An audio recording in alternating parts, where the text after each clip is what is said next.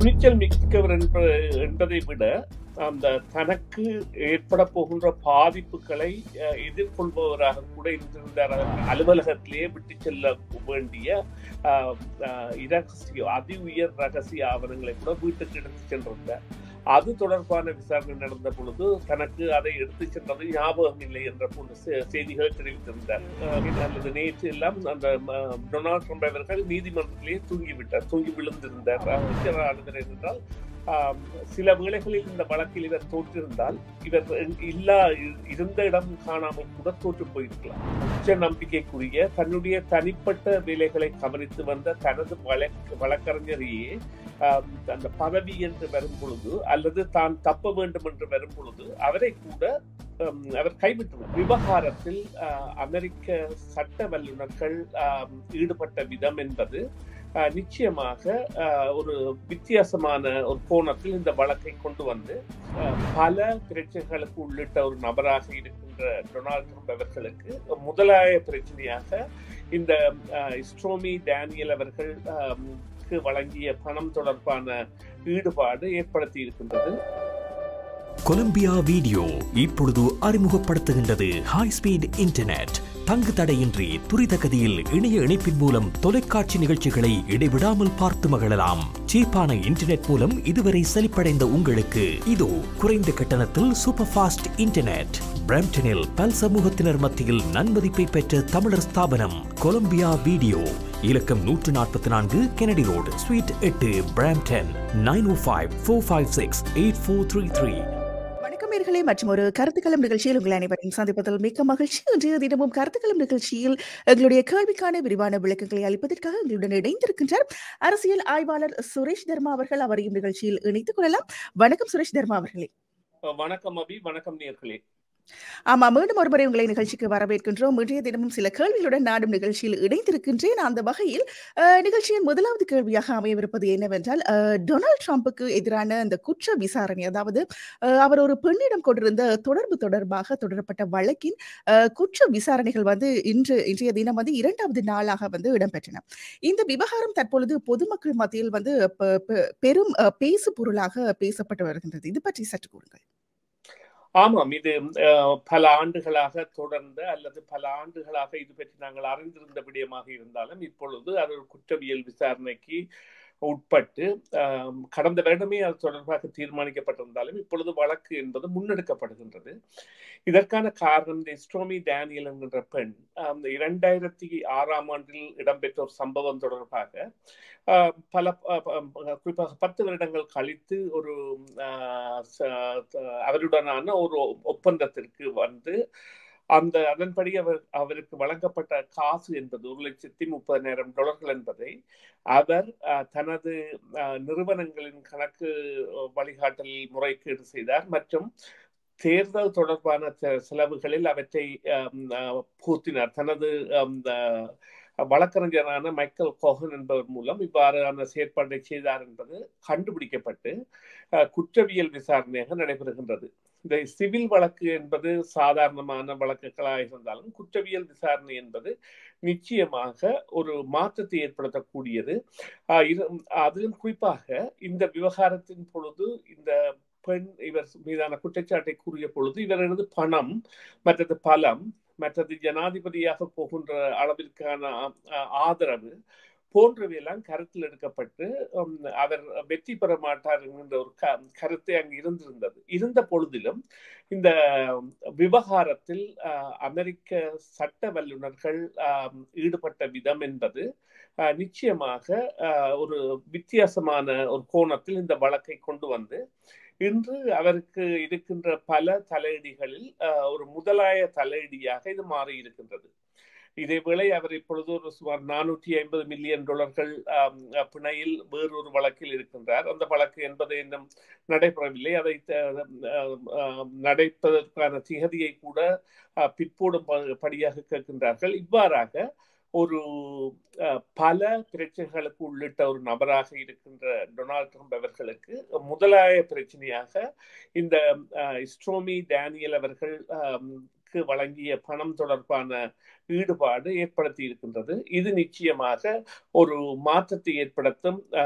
பலரிடையே எவ்வாறு என்று சொன்னால், இவரது தேர்தல் இன்னும் நவம்பர் மாதம் இடம்பெற இருக்கின்ற தேர்தலுக்கு முன்னதாக இந்த விடயங்களில் இவர் குற்றவாளி என்று காணப்பட்டால் சில வேளைகளில் அவரது வாக்கு வங்கிகளில் வீழ்ச்சியை ஏற்படுத்தலாம். அத்தோடு அவர் குறித்த அவர் இன்னும் வழக்குகள் இருக்கின்றபடியால் அவர் குறித்த அடுத்த வழக்குகளுக்கு இது ஒரு ஆதார அல்லது அந்த முன்னுதாரணமாக இருக்கலாம். முன்னுதாரண விசாரணையாக அமையும். அதாவது இனி வரப்போகின்ற விசாரணைகளுக்கான முன்னுதாரண விசாரணையாக, ஒரு பொய்யன் என்பதை நிரூபிக்கின்றதற்கான ஒரு விசாரணையாக இடம்பெறும் என்பதுதான் இதில் உள்ள முதலாய கூற்று. இது நான் குறிப்பிட்டது போல 2006 6ஆம் ஆண்டு நடந்த சம்பவத்தை மிகவும் சாதாரணமாக மறைத்து விடலாம் என டொனால்ட் ட்ரம்ப் தரப்பினர் நம்பியிருந்த பொழுதிலும், இந்த நீதி என்பது சில வேளைகளில் எவ்வாறு மற்றவர்களுக்கு கிடைக்கும் என்பதற்கான ஒரு உதாரணமாக கூட நாங்கள் இதனை எடுத்துக்கொள்ளலாம். ஆமாம், கூறுங்கள். இவ்வாறு ஒரு பெரிய பணக்காரர், அதுவும் ஆளுமை கொண்ட ஜனாதிபதியாக இருந்தவருக்கு எதிராக இந்த பெண்ணால் மேற்கொள்ளப்பட்ட இந்த நடவடிக்கை எவ்வாறு பார்க்கப்படுகின்றது? அதாவது இந்த பெண் துணிச்சல் மிக்க ஒருவராக பார்க்கப்படுகின்றாரா, அல்லது எவ்வாறு நாங்கள் இதனை பார்க்கலாம்?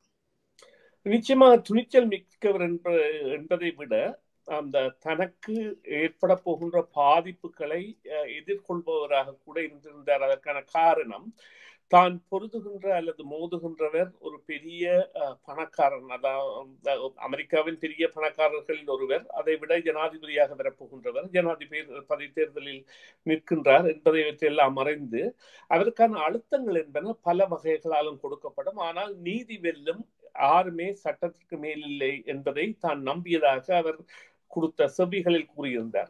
அவருடைய திறமைகளில் ஒன்று அந்த துணிச்சலாக இந்த விடயத்தை முன்கொண்டு வந்தது. இது போல பலர் கொண்டு வந்திருந்தாலும் பலராலும் அந்த வெற்றி பெற முடியாத சந்தர்ப்பங்கள் இருந்த பொழுதிலும் இவர் இந்த விடயத்தில் வெற்றி பெறுவதற்காக தன்னை அர்ப்பணித்திருந்தார். தனது ஒரு பாலியல் தொழிலாளியாக இருந்த பொழுதிலும் தனது தொழில் ரீதியாக நடைபெற்ற விடயங்கள் தொடர்பாக முன் தன்னை முன்னிலைப்படுத்தி நீதி துறையின் ஒரு தகமையை பெறுவதற்கு அல்லது நீதி தேவதையின் அனுசரணையை பெறுவதற்கு பணம் என்பது எப்பொழுதும் முக்கியமாக இருக்காது. பணத்தை விடவும் நீதி என்பது சில வேளைகளில் நிச்சயமாக வெற்றி தரும் என்பதை நம்பி தன்னை முதலிட்டிருந்தார். அதில் அதாவது தன்னை முழுதாக அர்ப்பணித்திருந்தார். இவருக்கு இப்பொழுது இவ்வாறு கூறுங்கள், இல்லை என்கின்ற பெரிய சட்டத்தரணிகளைத்தான் டொனால்ட் ட்ரம்ப் அவர்கள் முன்னிலைப்படுத்தி இந்த வழக்கை முடிப்பதற்காக முயன்றிருந்தார். அவரது பிரத்யேக சட்டத்தரணியாக இருந்த மைக்கேல் கோகன் கூட சிறைக்கு சென்று தனது வாழ்க்கையை இழந்த ஒருவராக மாறியிருக்கின்றார். சிறையை அனுபவித்திருக்கின்றார் டொனால்ட் ட்ரம்புக்கு அவர் செய்த உதவியால். டொனால்ட் ட்ரம்ப் கூட அவரை கைவிட்டு விட்டார்.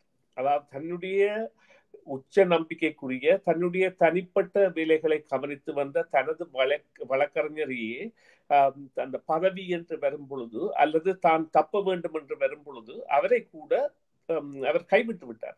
அவ்வாறான நம்பிக்கை இனங்களும் நம்பிக்கை துரோகங்களும் இணைந்த ஒரு பயணத்தின் படியாக மீண்டும் அவர் மேலெழ முயன்ற பொழுது இல்லை இல்லை என்று கால தேவதையோ அல்லது நீதி தேவதையோ இவருக்கான தண்டனையை அல்லது இவர் தண்டனைக்கு முன்னுக்கு வருவதற்காக இவ்வாறான விசாரணையை மேற்கொள்வதற்கான அவசியத்தை ஏற்படுத்தி இருக்கின்றது.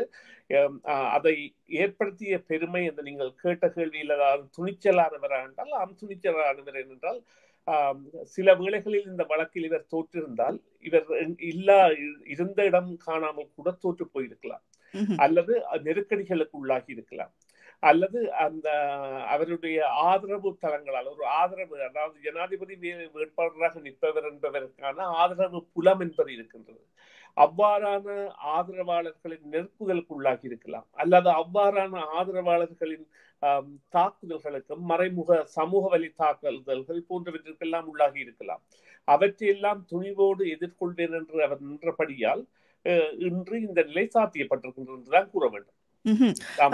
கூறுங்கள், இப்பொழுது மத்திய கட்சியின் வேட்பாளராக இருக்கின்ற தற்போதைய ஜனாதிபதி ஜோ பைடன் கூட டொனால்ட் ட்ரம்பை விட வயது முதிர்ந்தவர் ஒருவராக காணப்படுகிறார். எனவே இவ்வாறு 2 முதியவர்கள் போட்டியிடும் ஒரு தேர்தலாக இது பார்க்கப்படுவதாக பலர் கருத்துக்களையும் வெளியிட்டு வருகின்றனர். இது எவ்வாறு பார்க்கப்படலாம்? அதாவது ஜோ பைடனின் இந்த ஆளுமை இருக்கின்றதா ஒருவேளை அவர் தேர்தலில் வெற்றி பெற்றார்? இது இப்பொழுது பேசுபொருளாகி இருக்கின்றது. அப்படி என்னவென்று சொன்னால், இன்று அல்லது நேற்று எல்லாம் அந்த டொனால்ட் ட்ரம்ப் அவர்கள் நீதிமன்றத்திலேயே தூங்கி விழுந்திருந்தார். அதாவது அவருடைய இயலாமை என்பது அங்கே தெரிகின்றதாக இருந்திருக்கிறது. அதே போல இவர் ஜோ பைடனை ஸ்லீப்பி யோ என்றுதான் தனது பிரச்சாரங்களில் கூப்பிடுவார். அதாவது நித்திரை கொண்டு கொண்டிருக்கும் மனிதர் என்றுதான் ஜோ பைடனை கூப்பிடுவார். இன்றும் நேற்றைய தினம் அவர் அதனை தானே நிரூபித்து விட்டார் என்று சொன்னால், வயது காரணமாக இருக்கலாம், அல்லது களைப்பு காரணமாக இருக்கலாம், அல்லது இரவு தூக்கமின்மை காரணமாக இருக்கலாம். இவ்வாறான ஒரு வழக்குக்கு தான் செல்கின்றது என்கின்ற பல காரணங்கள் இருந்திருக்கலாம். ஆனால் இருவருக்கும் இடையே ஞாபக மறதி இருக்கின்றது என்பது நிரூபிக்கப்பட்டு வருகின்றது. ஏறத்தாழ ஒட்டுமொத்தமாகவே ஜனாதிபதி வேட்பாளராக டொனால்ட் ட்ரம்ப் அவர்கள் வந்திருந்தாலும், மறுபக்கமாக ஜோ பைடன் அவர்களுடைய நிலை கூட மிகவும் ஒரு கேள்விக்குரியதாக மாறி இருக்கின்றது. தனது மகனுடைய இறப்பை கூட தனக்கு ஞாபகம் இல்லை எப்பொழுது நடந்தது என்று. அதுபோல இந்த கிளாசிஃபைட் டாக்குமெண்ட் எனப்படுகின்ற அலுவலகத்திலேயே விட்டு செல்ல வேண்டிய அதி உயர் ரகசிய ஆவணங்களை கூட வீட்டுக்கு எடுத்து சென்றிருந்தார். அது தொடர்பான விசாரணை நடந்த பொழுது தனக்கு அதை எடுத்து சென்றது ஞாபகம் இல்லை என்ற போன்ற செய்திகளை தெரிவித்திருந்தார். எனவே அவர் கூட தன்னை ஒரு ஞாபக மறதி உள்ளவனாக அடையாளப்படுத்துகின்றார். அதைவிட அவர் பேச்சுக்களுக்கு வரும்பொழுது அவருக்கு கையில் ஒரு துண்டு கொடுக்கப்படுகின்றது, அல்லது ஒரு துண்டுடன் அதில் குறிப்பிட்டவைத்தான் பேசுகின்றார். அதைவிட அவர் அந்த ஒரு சாதனம் ஒன்று இருக்கின்றது, அதை பார்த்து வாசிக்கின்ற முன்னால் இருந்தாலும் மற்றவர்களுக்கு தெரியாது மேடைகளில் இருக்கும் பொழுது அந்த அவ்வாறான சாதனங்களை கூட பயன்படுத்துவது போன்ற தோற்றங்கள் இருக்கின்றன. மறுபக்கத்தை டொனால்ட் ட்ரம்ப் மறதியின் உச்சத்தில் இருப்பவராகவும், தனது சக வேட்பாளரையே அவர் இருக்காத பதவிகளில் இருந்ததாகவும், தான் ஒபாமாவுக்கு எதிராக போட்டியிட்டதாகவும் பல தவறான தகவல்களை கூறுகின்றார். பல நாட்டு அதிபர்களின் பெயர்களை பிழையாக கூறுகின்றார். ஜோ பைடன் கூட இவ்வாறு கூறியிருக்கின்றார். ஜோ பைடன் கூட இப்போது சமீபத்தில் அப்பொழுது அங்கே கேள்வியாக வருகின்றது, யார் அடுத்த முறை ஜனாதிபதியாக வருவார்கள் என்பதில் அமெரிக்காவிற்கு ஒரு பெரிய தலையீடு இருக்கின்றது என்றால், இருவருமே வயது முதிர்ந்தவர்கள் மட்டுமல்ல, ஞாபக மறதிக்கு உட்பட்டவர்களாக தங்களை பகிரங்கமாக அடையாளப்படுத்துகின்றார்கள். இப்பொழுது ஜோ பைடனுக்கு உபஜனாதிபதியாக இருக்கிற கமலா ஹாரிஸ் அவர்களுக்கு அவ்வாறு சந்தர்ப்பம் வருமா, அல்லது வேறு ஒரு பிரதியீட்டு வேட்பாளராக வேறு ஒருவர் முன்னிலைப்படுத்தப்படுவாரா என்பதெல்லாம் அவர்கள் தீர்மானிப்பதற்கு ஆகஸ்ட் மாதம் அவர்களுடைய ஒரு கன்வென்ஷன் இருக்கின்றது. அப்பொழுது அவர்களால் தீர்மானிக்க முடியும். ஆனால் டொனால்ட் ட்ரம்ப் விவகாரத்தில் அவ்வாறான தீர்மானம் எடுக்கப்படாவிட்டாலும், இந்த அமெரிக்கா என்பது சூழ்ச்சிகளையும் பல பெரிய மர்மங்களையும் கொண்ட ஒரு தேசம். பெண்கள் இந்த பெண்ணின் வழக்கை வைத்தோ இல்ல அடுத்த வழக்கை வைத்தோ இவர் மீதான அழுத்தங்கள் மூலம் கூட இவரை அகற்றிவிடக்கூடிய சாத்தியக்கூறுகள் இருந்தாலும், அவர்களுடைய அரசியல் சாசனத்தில் இவ்வாறாக தண்டிக்கப்பட்டவர்கள் ஜனாதிபதி வேட்பாளராக நிற்க முடியாதா என்கின்ற விவகாரங்கள் இருப்பதாக தெரியவில்லை. அவர் அந்த நிலையில் கூட ஜனாதிபதி வேட்பாளராக வரக்கூடிய சாத்தியக்கூறு இருக்கின்றது. ஆனால் அமெரிக்காவிற்கு இந்த வழக்குகள் என்ன செய்தியை சொல்ல போகின்றன என்பதை பொறுத்து டொனால்ட் ட்ரம்ப் அவர்களின் பிரசன்னம் இருக்கும் என்று நம்பலாம். என்றால், டொனால்ட் ட்ரம்ப் அவர்கள் ஜனாதிபதியாக வந்தால், அவருடைய கையில் அதிகாரங்கள் இருந்தால், அவருடைய கையில் போர் விவகாரங்கள் இருந்தால், அமெரிக்கா என்பது தலைகீழாக மாறிவிடும். அவர் அதனை நேராகவே சொல்கின்றார். இவர்கள் இவ்வாறான போர்களில் ஈடுபட தேவையில்லை, இவ்வாறு இது செய்ய அதாவது உதவி செய்ய தேவையில்லை, மற்றது நேட்டோ நாடுகள் அனைத்தும் சமமாக பங்களிக்க வேண்டும், ஐக்கிய நாடுகள் அவைக்கான நிதி என்பது கூட அனைத்து நாடுகளாலும் சம அளவில் பங்களிக்க வேண்டும் போன்ற பல இத்தியாதிகளை கூறுகின்றார். எனவே அவ்வாறான நிலையில் அவர் வருவதை சில வேளைகளில் அந்த அரச இயந்திரம் விரும்பாமல் இருக்கலாம். அரச இயந்திரம் என்று நாங்கள் கூறுவது உயர் மட்டத்தில் உள்ள பென்டகன் மற்றது CIA தலைமைகள் எவ்வாறு இதனை கையாள போகின்றன என்று. ஏனென்றால் இவர் தேர்தலில் தோல்வியுற்ற பொழுது கேபிட்டல் ஹில் என்கின்ற அமெரிக்காவின் அதியுச்ச மைய கட்டிடத்தையே ஆக்கிரமிப்புமாறு தனது ஆதரவாளர்களை வேண்டி அதனை செய்திருந்தார். எனவே அது தொடர்பாக பொறுத்திருந்து பார்க்க வேண்டும். ஆனால் இருவருமே தற்பொழுது மிகவும் சிக்கலான நிலையில் இருக்கின்றார்கள். இருவருடைய ஞாபக சக்தி என்பது கேள்விக்குறியாகி வருகின்றது என்பது அசைக்க முடியாத உண்மை. ஆமாம், பொறுத்திருந்து பார்க்கலாம் அதை பற்றிய மேலதிக தகவலை. நன்றி சுரேஷ் தர்மா அவர்களை. இன்றைய தினம் உங்களுடைய கேள்விக்கான விரிவான விளக்கங்களை அளித்தமைக்கு மீண்டும் ஒரு முறை உங்களுக்கு நன்றிகளை தெரிவித்துக் கொள்கின்றோம். மீண்டும் மற்றொரு நிகழ்ச்சியில் உங்களை சந்திக்கும் வரை நன்றி, வணக்கம்.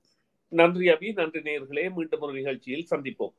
CMR யூடியூப் சேனலில் இணைந்திருக்கும் நேர்கள் அனைவருக்கும் எமது நன்றி. காமெண்ட்ஸ் பகுதியில் உங்கள் கருத்துக்களை தெரிவிக்க தவறாதீர்கள். முக்கிய செய்திகள், காணொளி தொகுப்புகள், நேர்காணல் என பலதரப்பட்ட அம்சங்களையும் உங்களுக்காக தருகின்றது CMR யூடியூப் சேனல். CMR என்று சர்ச் செய்து எமது யூடியூப் சேனலை சப்ஸ்கிரைப் பண்ணுங்கள்.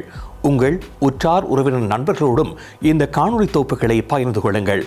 அருகில் இருக்கின்ற முக்கிய காணொளி தொகுப்புகளையும் தவறவிடாமல் பாருங்கள்.